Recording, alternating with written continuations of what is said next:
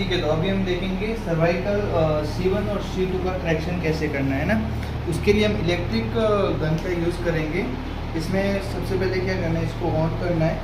On करने के बाद जो पावर है, पावर हमेशा सर्वाइकल के लिए अपन 200 या फिर ये रखेंगे।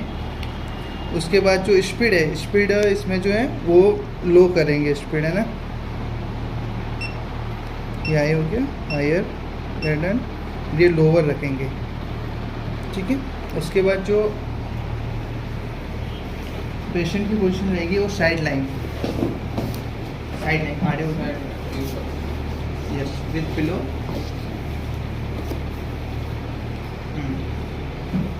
पहले हम देखेंगे, पालपेट करेंगे C1 है कहाँ पे। पहले मैस्टर्ड प्रोसेस से जस्ट नीचे आते हैं तो एक गड्ढे लाइक स्ट्रक्चर दिखती है, जस्ट यहाँ पे फिल करेंगे। ये मैस्टर्ड प्रोसेस की C1 की ट्रांसफर्स प्रोसेस है।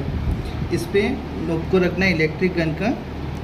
फिर एंगल जो होगा वो अप्रोक्स 45 डिग्री रहेगा इसका। उसके बाद इसमें जो स्ट्रोक्स है वो 10 ऑलरेडी सेटेड है, अपन 10 से भी ज़्यादा दे सकते हैं, 10 to 20। और डायरेक्शन जो रहेगा वो 45 डिग्री रहेगा। उसके बाद ये